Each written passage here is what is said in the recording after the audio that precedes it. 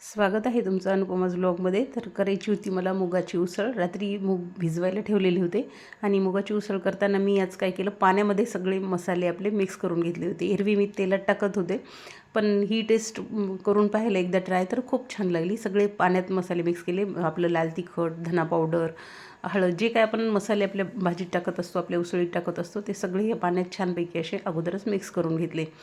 आणि हे जर तुम्ही ट्राय केलं तर नक्की बघा, तुम्ही चवीत खूप फरक पडतो. कारण जेव्हा आपण हे मसाले तेलात टाकतो ना, तर त्याच्यापेक्षा याची चवही छान येते आणि घट्टसरपणासुद्धा एक प्रकारचा भाजीला उसळीला येतो. मग त्यानंतर हे वाटण करून ठेवलेलं होतं लसूण, अद्रक आणि कोथिंबिरीचं. कोथिंबीर अशी वाटणात घातली म्हणजे त्याची टेस्ट पण खूप छान उतरते. आपण जी वरून कोथिंबीर घालतो फक्त चिरून किंवा कापून, तर त्याच्यापेक्षा ही जी आपण वाटणात कोथिंबीर घालतो त्याची टेस्ट खूप छान आपल्या भाजीला उतरते. म्हणून हे पण सगळं तयार करून घेतलं होतं आणि हे छान असं खरपूस होऊ द्यायचं थोडंसं, आणि याचा कच्चा वास पण जातो आणि टेस्ट पण छान सगळी उतरते. तर मग हे सगळं परतून घेऊन आपल्याला काय करायचं, आपण जे मसाले पाण्यात मिक्स केलेले होते ते पण यामध्ये टाकून द्यायचे पाण्यासोबत.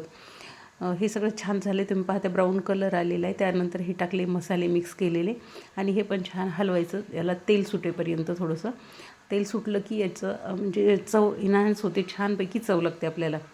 तर अशा पद्धतीनं हे सगळं हलवून घेतलं आणि त्यानंतर जे मूग मी रात्री भिजत घातले होते ते सकाळी असे कुकरमध्ये मीठ टाकून थोडेसे उकडून घेतले.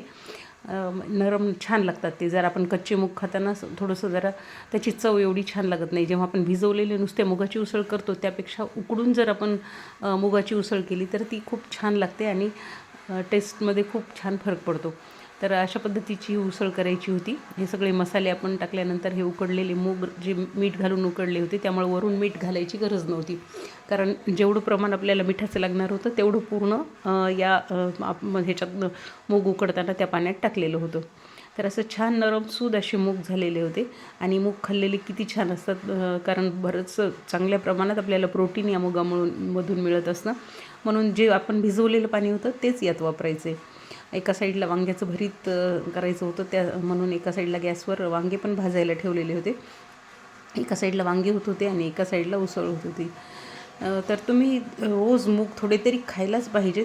आपल्याला ज्यांना चावतं त्यांनी भिजवलेले ऊन किंवा मोड आलेले खाल्ले तर अजून चांगलं, पण हे केलं तर अजून छान, कारण याची चव खूपच छान लागते. आणि जे भिजवलेलं पाणी तेच आपल्याला आपल्या उसळीतसुद्धा वापरायचे. आणि कच्चं भरीत, वांग्याचं भरीत आमच्याकडं सगळ्यांना कच्चं आवडतं. म्हणजे वांगी कुस्करून घ्यायचे हे आणि त्यात आपल्याला कच्चा कांदा, कोथिंबीर वरून टाकायचे. तोपर्यंत सूर्यनारायण पाहता तुम्ही वर आलेले होते मस्तपैकी.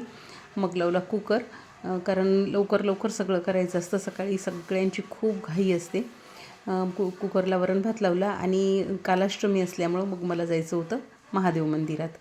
तर मग नंतर गेले मी महादेव मंदिरात. आणि हे जे महादेव मंदिर आहे, इथले जे गुरु आहेत तर रोज इतकं सुंदर असं म्हणजे करतात, महादेवाला सजवतात असं म्हणता येईल. तर खूप छान छान रोज छान पद्धतीने यांनी सजवलेलं असतं. आणि हे उघडून का ठेवत नाहीत की, कारण मग हे एवढं सगळं सजावट केलेली असते, रूप इतकं सुंदर खुलून दिसतं महादेवाचं. आणि मग आपल्यासारख्या सगळ्या मैत्रिणीमध्ये जातात, पाणी घालतात, सगळं घाण करतात. त्यामुळं हे बंदच ठेवलेलं असतं. एकदा सकाळी आमचे गुरु येऊन पूजा करून जातात. त्यानंतर बाजूलाच दुसरं महादेव मंदिर आहे, तिथं गेले आणि तिथं फूल पान जे काय आपल्याला अर्पण करायचं होतं ते सगळं केलं आणि नंतर आले घरी. तर असं होतं माझं कालचं रुटीन. तर कसं वाटलं नक्की सांगा. बाय.